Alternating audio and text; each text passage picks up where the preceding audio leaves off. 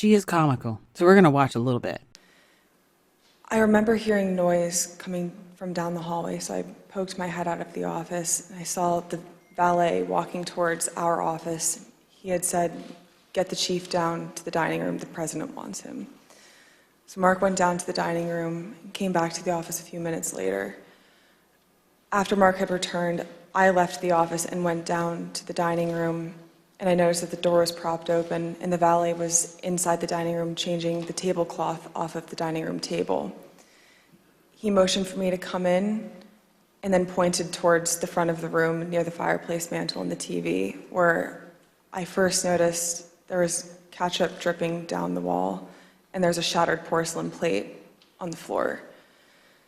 The valet had... She's got a story, but we've got no real visual memory of it. And liars who are at least semi-good will try to mold their lie around the truth. So the truth, and this is just hypothetical, she goes into the room, there really was a mess. And the mess, unknown to her, could be, somebody clumsily got up and knocked something over. Or somebody dropped something. Or somebody fell down. There's a whole lot of ors that could be. So all you can say is she has witnessed the aftermath of something and it has created a mess. Had articulated that the president was extremely angry at the Attorney General's AP interview and had thrown his lunch against the wall, which was causing them to have to clean up. So I grabbed a towel and started wiping the cat. And on this part, it's not going to her doing memory or anything of that nature. It's filtering her words. And if you were telling the truth, you don't need to filter, especially for as much as she's filtering. There's make sure I say the right word filter to let me just completely gloss over it filter. And she's completely glossing over. And we're seeing that in the eyes for those of you who do not know or watch the channel. This is where the information is coming from. Also, as she's motioning with her hand on this, she keeps it mostly in a fist. We've seen this before. You've seen it with Comey. It's keeping whatever it is to them. They're keeping control. There's nothing being let out. It's being held on to. Jump off of the wall to help the valet out. And he said something to the effect of, he's really ticked off about this. I would stay clear of him for right now. He's really, really ticked off about this right now. And Ms. Hutchinson. And the deep breathing and the stiffness in the neck. There's a whole lot of stress going on. So it's like, oh, okay, so this is suspect, which is we've seen so far. The whole thing smells of suspect. Hutchinson, was this the only instance that you are aware? And then we get the moment, is this the only instance? And you see the shimmy in the body because of the high stress, which truth doesn't actually produce that much stress unless they believe the individuals on the other side may attack them for the truth. And it presents itself differently than a deception stress, because deception stress tries to hide. It doesn't want you to see its hidden hand. So you see them stiffen up, they hunker down, they lift up, try to give the illusion of confidence while you see the head so high and the back so straight, and they're trying to hold it forcibly, which is why you see so much stiffness. Aware of where the president threw dishes? It's not. And in that instance, the access part of her brain, on a direct question, I want you to go into your memory. This is the person asking the question, and tell me about another instance. She doesn't go to memory. She goes to that filtering of words, which doesn't make any sense. Nobody goes to filtering of words if you're trying to draw from memory. You go to memory. You may bounce around your head looking for that memory, but you don't only go to filtering of words for a memory, because filtering of words has no memory. It's just a language part of the brain. And are there other instances in the dining room that you recall where he expressed his anger? There were several times throughout my tenure with the Chief of Staff that I was aware of him either throwing dishes or flipping the tablecloth. When she asks the question, she goes close to a visual memory.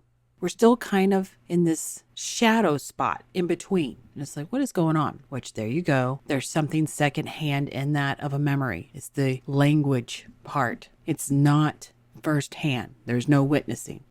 To let all the contents of the table go onto the floor and likely break or go everywhere. And Miss Now that's weird because this crazy woman is fighting off a smile. And it's like, why is this funny? So all the stress that we're seeing prior seems to be in the realm of telling the story. And then, of course, apparently it's funny in the aftermath. It kind of reminds me, and I guess the best example is when you're having a sarcastic comment with someone that you know really isn't going to get it as you say it. So you try and hide any of your body language clues that you're being sarcastic. And then as they fall for the sarcasm, you kind of smile about it and then begin to giggle. Because remember, body language is a series of cues that tell a story. It's never one thing. And we have seen a sarcastic story being played out in front of our eyes. That in her mind is hilarious. The consequences, though, are not. Hutchinson, Attorney General Barr described to the committee the president's angry reaction when he... Now, this is duration. So you see it, and then you see the length of time of her trying to hold in that smile. The body has gone completely stiff as she is stifling that laugh and trying to get it away from herself to go on. Because a normal reaction would be, okay, we've moved on. Okay, I'm either, depending on the context of what's going on, you either get a little bit of stretch and then go right back into stress as the next question comes at you. Because the body in this stress position has to be able to move and stretch it out. And you'll notice that people who have pain, who are in stress, usually have even more pain when they're in stress. And if the context is of a friendly nature, you just kind of relax and be like, okay, and what's the next question? And you listen, you cue into listening, but you never stay in this position from one to the next in a questioning scenario. And what was your view as to whether or not Mr. Meadows should go to the Willard that night? I had made it clear to Mr. Meadows that I didn't believe it was a smart idea for him to go to the Willard Hotel that night. I wasn't sure everything that was going on at the Willard Hotel, although I knew enough about what Mr. Giuliani and his associates were pushing during this period. I didn't think that it was something appropriate for the White House Chief of Staff to... There we actually have some really good emotion. So we see her go to emotional memory. And for those of you new, emotional memory is not always the most reliable memory because it's based on their perception and feelings of the said event. But it is the strongest. Emotions have the strongest memory ties. She also goes to gated, which is normal when you're trying to say something. And that's what we mean by, a normal interaction in the brain. This is what I emotionally remember. Let me say it this way so it doesn't come out like I'm crazy. That's just an example. To attend or to consider involvement in. I made that clear to Mr. Meadows. Throughout the afternoon, he mentioned a few more times going up to the Willard Hotel that evening and then eventually dropped the subject the night of the 5th and said that he would dial in instead. So General Flynn has... And there we have a tight-lip movement that has nothing to do with sarcasm because the mouth is drawn down. It is drawn down and tight-lipped. There's no fighting the smile in the rest of the face. It is just in the mouth. So this particular tight mouth is trying to keep something from coming out, whether it's some hidden information or whether it's an opinion. We don't know because we can just see that it's her stopping something from coming out. You described the time frame starting at about 2 p.m. So I remember Mark being alone in his office for quite some time, and I know we've spoken about Ben Williamson going in at one point, and I don't personally remember Ben going in. I don't doubt that he had gone in, but I remember him being alone in his office for most of the afternoon, around 2 o'clock to 2:05. So now she's paying attention. I remember him being alone at the office, and she stretches out in a backward movement to get away. It's like, that's some high stress there. Why is that giving high stress? Around 2 o'clock to 2:05, we were watching the TV, and I could see that the rioters were getting closer and closer to the Capitol. Mark still hadn't popped out of his office or said anything about it. So that's when I went into his office. I saw that he was sitting on his couch, on his cell phone. Oh my God, that is weird. I'm gonna watch that again. Mark still hadn't popped out of his office or said anything about it.